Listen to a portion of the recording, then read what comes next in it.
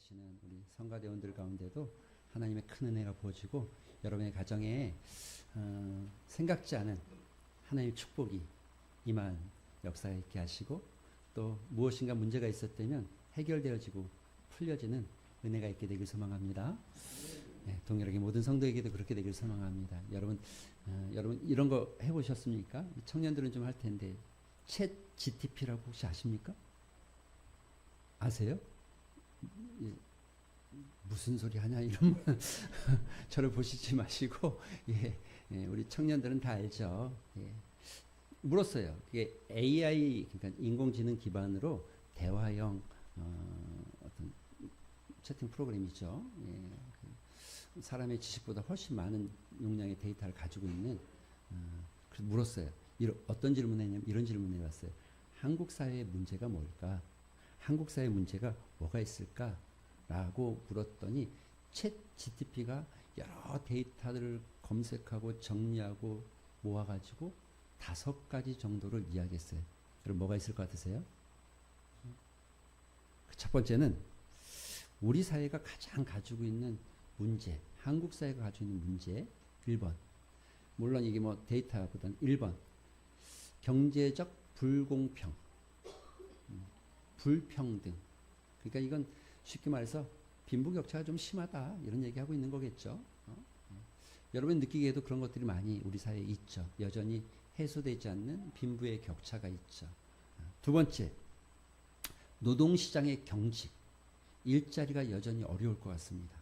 2024년도에도 여전히 우리 가운데 일자리가 많지 않을 것 같고 또 실업자들이 늘어날 것 같고 실업자가 생길 수 있습니다. 경제학자들은 2.2%의 경제 성장을 예측하고 있지만 그건 예측일 뿐입니다. 그리고 원래 새 예측은 늘 장밋빛, 햇살론으로 예측하기 때문에 사실은 그 이하가 될 확률도 꽤 높겠죠. 어쨌든 노동시장은 경직되어질 확률이 높습니다. 세 번째, 우리 사회가 가지고 있는 가장 큰 문제 중에 하나가 고령화 문제와 저출산 문제입니다.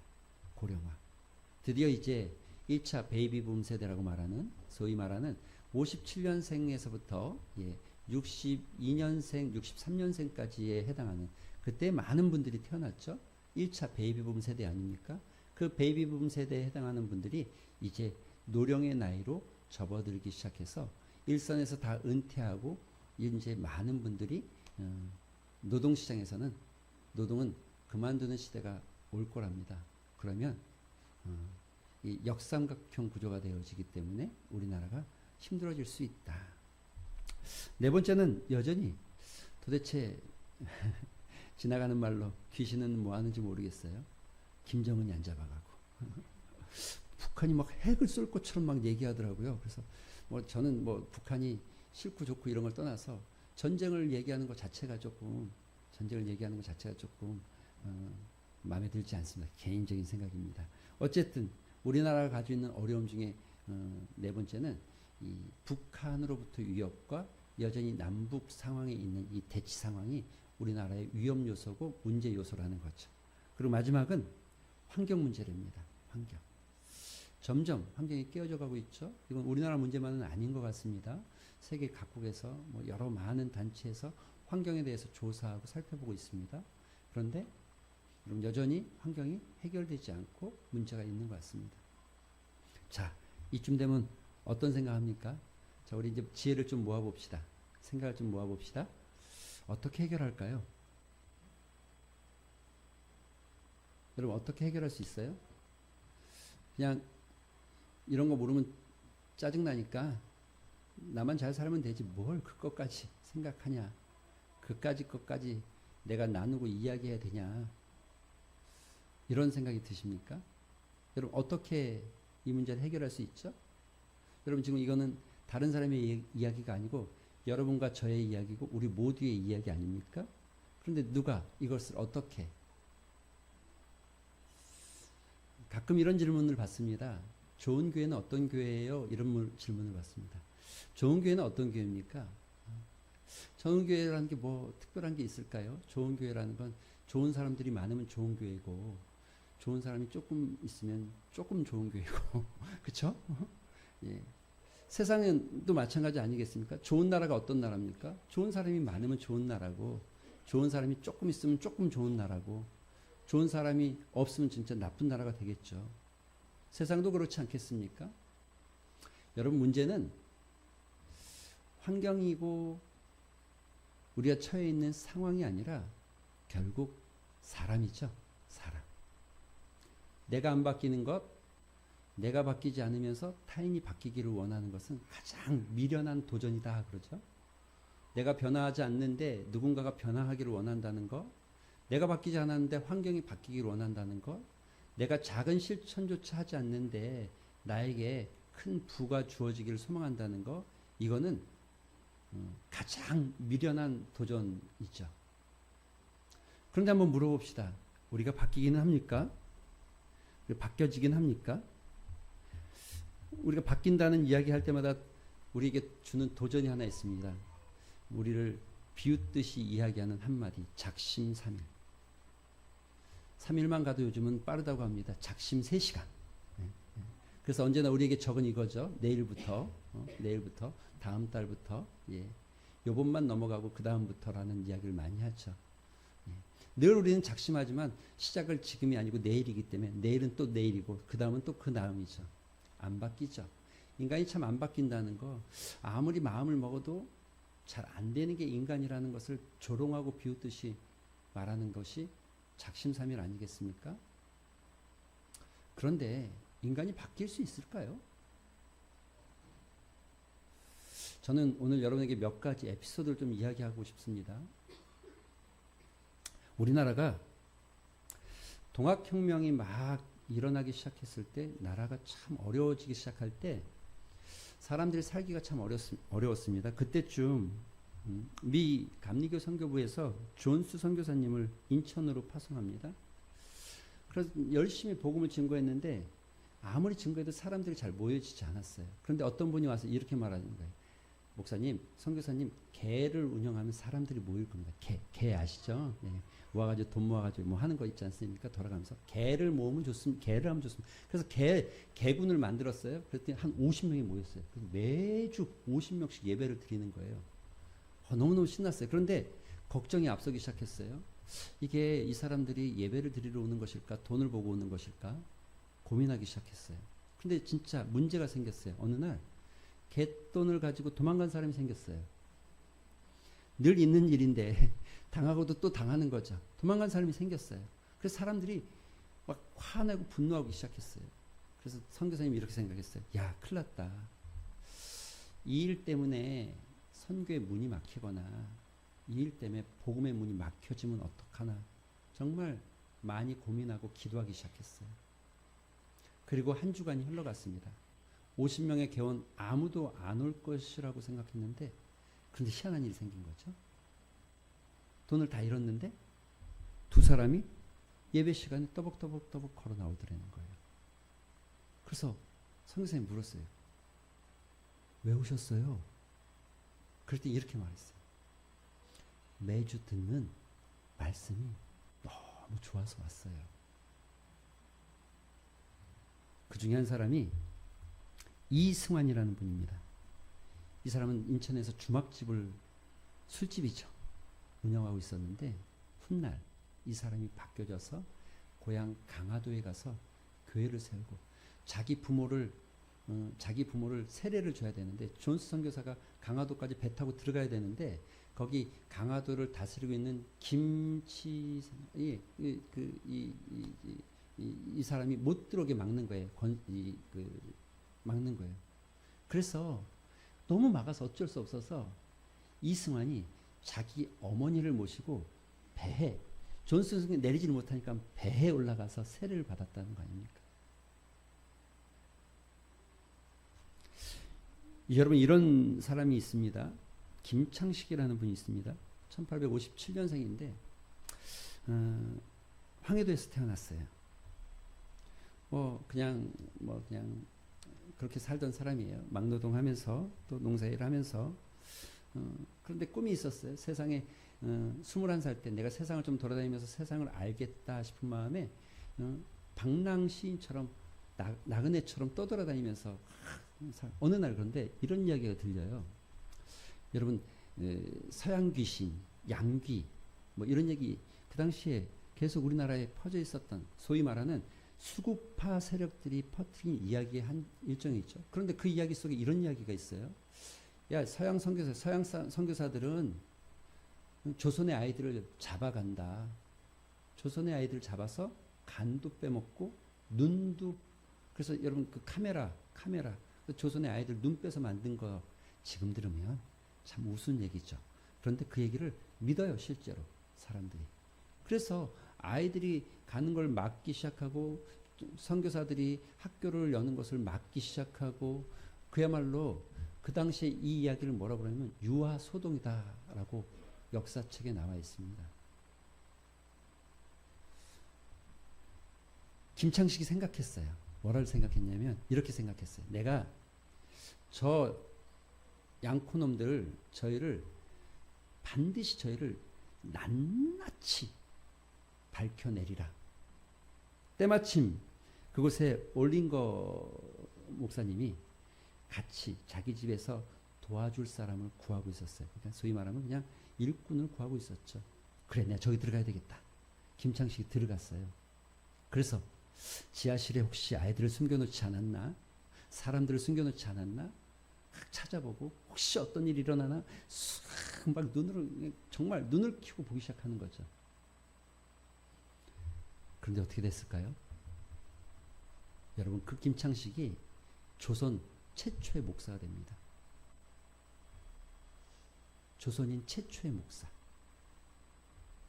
전국을 떠돌면서 교회를 120개가량을 개척한, 자기가 그 사람들을 도대체 그 사람들의 그 파렴치함을 파헤치기 위해서 들어갔는데 선교사의 인격에 녹아들고 매주 들려지는 말씀에 마음을 사로잡을 수가 없었다는 거죠.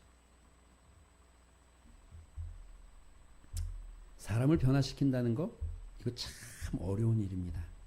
안 변하는 게 사람이죠. 그래서 얼마나 안 변하면 이렇게 얘기합니다. 사람이 변하면 죽어. 그러니까 우리는 그래서 그런지 그 얘기를 듣고 자라서 그런지 안 변하려고, 이를 악물고 안 변하려고, 내가 변하면 안 돼. 내가 변하면 안 돼. 막 이러고 살아가죠. 변하면 죽어요. 그런데 여러분, 이런 일들이 과거 이야기가 아닙니다.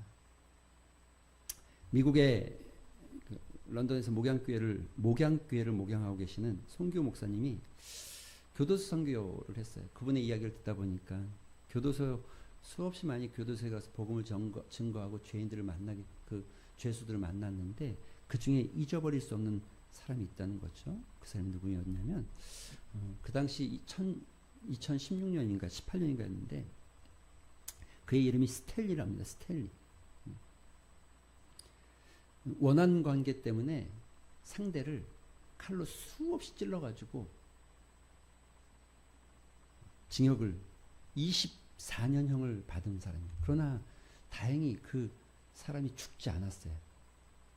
그런데 이 목사님이 가서 말할 때마다 이분의 이야기는 딱 하나예요. 자기에게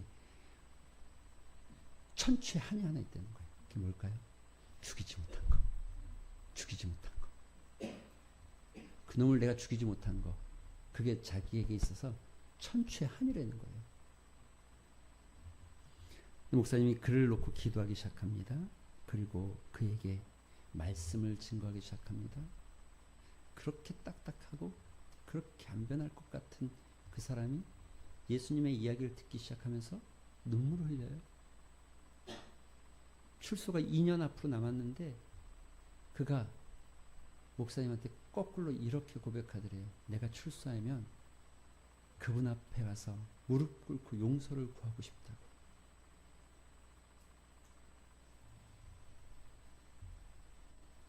여러분, 많은 사람들이 그뿐이겠습니까?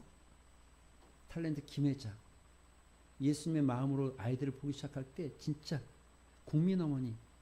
그런데 그 생명 하나 때문에 돈 버는 것보다 더 소중한 일들을, 기부천사 김장우, 모든 이 공연에 남은 수익금 전체를 거의 기부하다시피 지금은 단칸방에서 산다는 얘기가 들려요. 먹고 살기가 어렵대요. 탤런트 차인표, 신해라.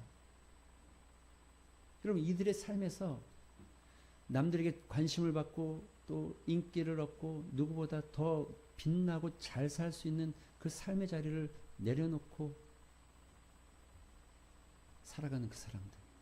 저는 사실 다니엘 기도에서 여러 번 얘기했지만 조엘련 씨를 별로 좋아하지 않았어요. 그럼 다니엘 기도의 시간에 제가 참 많이 후회했어요. 그리고 내가 나쁘다는 생각했어요. 나의 편견과 나의 이 아집으로 한 사람을 잘못 보고 있었구나. 여러분 제가 우리 연말에 나눠드린 생명노트 잘 쓰고 계십니까? 올해 잘 쓰셨으면 좋겠습니다. 그 앞에다가 여러분 전도 대상자도 좀 적어놓고 또 주일마다 말씀도 좀 적고 목장에서 나눌 감사의 제목도 좀 적어보시고 혹시 아직 못 받으신 분 또 말씀 카드를 아직 못 뽑으신 분들은 예배 마치신 후에 사무실에 오셔서 뽑을 수 있고 또 받아가실 수 있습니다. 예. 다만 그렇게 바뀌어지는 것 이게 어떻게 가능할까? 이게 어떻게 가능할 수 있을까? 이런 일이 어떻게 가능할 수 있을까? 바울은 이렇게 말합니다. 오늘 본문에 보면 바울이 말하기를 여러분 복음은 사람을 바꾸는 것입니다. 복음이 사람을 바꿀 수 있습니다. 라고 말하면서 16절 내가 복음을 부끄러워하지 아니하노니 이 복음은 모든 믿는 자에게 구원을 주시는 여러분 이 구원이란 말을 가로 열고 사람을 변화시키는 하나님의 능력이 됩니다.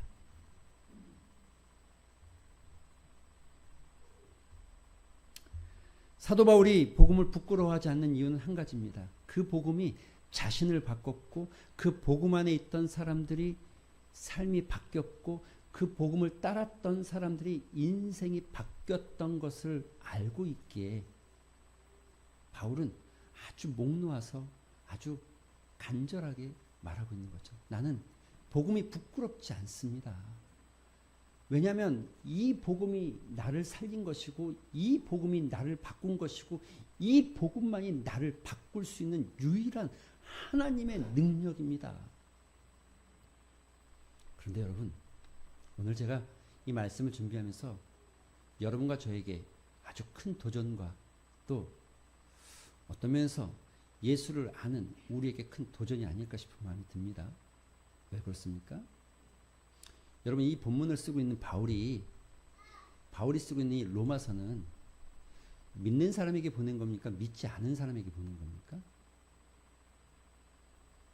앞절에 살펴보시면 이 수신자의 대상이 이미 신앙을 가지고 있는 예수를 알고 있는 믿는 사람들을 향해서 쓰고 있어요. 그런데 바울이 말하기를 나는 다른 사람이 건축한 곳에 건축하고 싶지 않고 새로운 곳으로 개척해 나가기를 소망하는 마음이 늘 있었죠.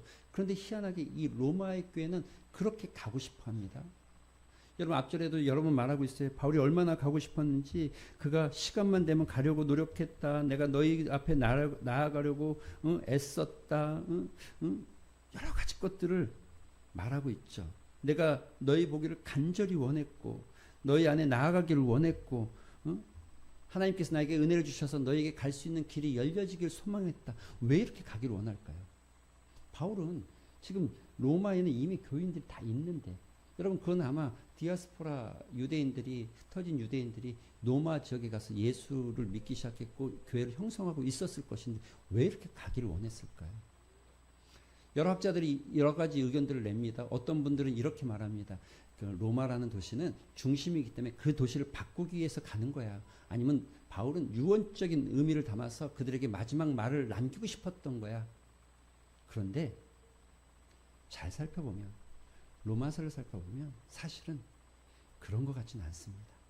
바울은 사도로서 나아가서 목사로서 로마에 있는 성도들이 정말 복음대로 살고 있지 않다는 것을 알기 시작했어요. 그래서 여러분 로마서 13장에 보면 술 취하고 방탕한 이야기들을 하면서 여기서부터 벗어나야 된다는 이야기를 바울이 하죠.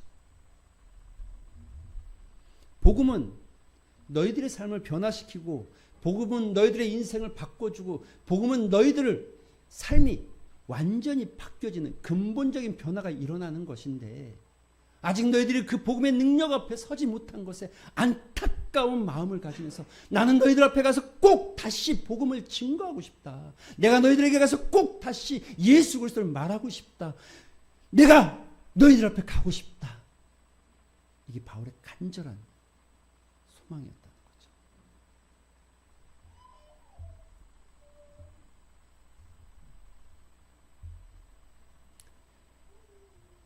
여러분 이런 통계가 있습니다. 재미난 통계죠. 역사가 오래된 교회일수록 희한하게도 복음의 능력이 죽어있는 교회들이 많다. 현대사회에서 복음의 생동감을 느끼지 못하는 많은 사람들, 많은 교회들이 있지만 그러나 그것을 보면 주로 역사가 오래된 교회일수록 그런 일들이 많다는 거예요. 마치 병들어 있는 것처럼. 그래서 어떤 리서치에 보면 교회 안에서 영적으로 심각한 병을 앓고 있는 사람들은 대부분 예수 믿지 않은 사람이 아니라 예수를 이미 믿고 있는 사람들이다. 공감하십니까? 저는 말씀을 들으면서 말씀을 준비하면서 매우 많이 공감이 되어지고 매우 심각함을 들여다보지 못하고 있는 제 모습을 보게 됩니다. 복음은 초신자들에게 필요한 것이 아니라 그래서 우리는 이런 생각하죠. 목사님이 어떤 성경을 읽거나 누군가에게 어떤 말씀을 들을 때 나 다 알아. 다 알아. 그럼 뭐 몇 번 들었는데 내가 그거 몇 번 들었는데 그걸 모를까 봐. 딱 제목만 들어도 어이구 오늘 목사님 분명히 이런 얘기 하시겠구나. 본문만 잡아도 아유 뭐 그럼 뭐 그만 다 알지 내가. 여러분 진짜 복음 아십니까? 진짜 복음의 능력을 아십니까? 진짜 여러분 안에 복음이 살아있습니까?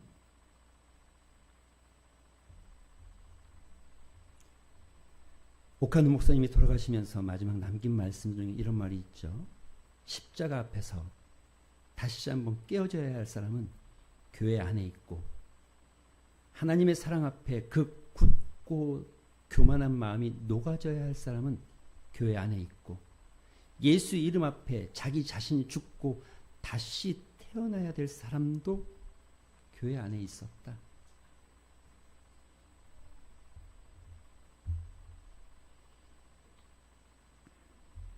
코로나로 텔레비만 틀면 라이브 예배가 들을 수 있고 핸드폰만 열면 수많은 훌륭한 목사님들의 설교를 들을 수 있으니까 마치 그 모든 내용들이 내 것이라고 생각하십니까?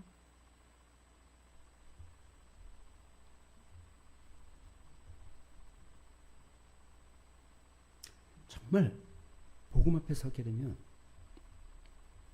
얼굴을 들지 못할 만큼 부끄러워지고 너무 감사해서 내 전부를 드려도 조금도 아까움이 느껴지지 않고 지금까지 바라보고 살아왔던 나의 삶의 가치관이 정말 허무한 것인 것을 누구보다 정확하고 명확하게 알게 되어지고 삶의 전부가 내 삶이 지금 이렇게 살면 안 되겠다는 것을 뼈저리게 느낄 수밖에 없게 하는 것.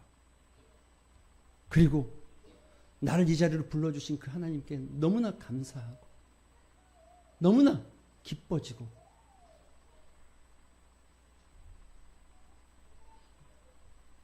내가 복음을 부끄러워하지 아니하노니 이 복음은 모든 믿는 자에게 구원을 주시는 하나님의 능력이 됨이라. 그래서 사도들은 이렇게 하죠. 금과 은은 내게 없지만 내게 있는 예수 그리스도 복음을 너에게 주고 싶다. 너희 중에서 예수 그리스도와 그의 십자가 못 박히신 것 외에는 아무것도 다른 것은 알지 않았으면 좋겠다. 이게 예수님의 마음입니다. 복음입니다. 오늘 여러분의 삶에 이 복음의 능력이 회복되어지는 역사, 다시 복음 앞에 세워지고 그 복음이 나를 새롭게, 교회를 새롭게, 그래서 세상을 이롭게, 이 땅을 이롭게 만들어가는 역사를 만들어가는 여러분 되시기를 주님의 이름으로 축원드립니다. 이 시간 같이 기도할 때에 우리 한 가지만 놓고 기도하셨으면 좋겠습니다. 주님, 다시 복음 앞에 세워주시옵소서. 복음의 능력이 화석화되어 버린 어떤 돌이 아니라 정말 내 심령 안에, 내 영혼 안에서 살아 역사하시는 말씀이 되게 하여 주시옵소서. 이런 말씀의 제목을 가지고 또 은혜를 가지고 우리 말씀을 생각하면서 한번 합심해서 기도하는 시간 같습니다. 기도합니다. 아버지 감사합니다. 주께서 우리를 오늘도 이 자리로 불러주신 것 감사합니다. 복음의 능력이 우리 안에서 회복되길 소망합니다. 잃어버린 복음 정말 다시 회복시켜 주시옵시고 복음을 붙잡고 몸부림치며 복음 때문에 하나님 내 영혼이 기뻐지고 그것으로 인해 내 삶이 바뀌어지고 내 인생이 바뀌어지는 역사가 있게 하시고 복음으로 인해서 하나님께 영광을 돌리고 복음으로 인해서 하나님을 만나는 은혜가 있을 수 있도록 주님 역사하여 주시옵소서. 붙잡아 주시옵소서. 도우시기를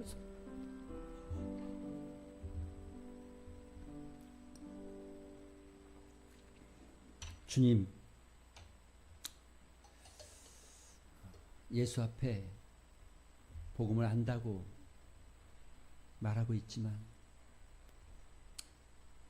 그 복음의 능력이 내 안에서 역사하지 못하고 있음을 고백합니다. 다시 복음 앞에 서게 하시고 복음의 능력이 회복되게 하시고 다시 주님 앞에 서게 하시고 주님의 사랑이 회복되게 하시고 다시 성령님께 붙잡혀 이끌림 받으며 살아가는 삶이 되게 하여 주시옵소서. 예수님의 이름으로 기도합니다.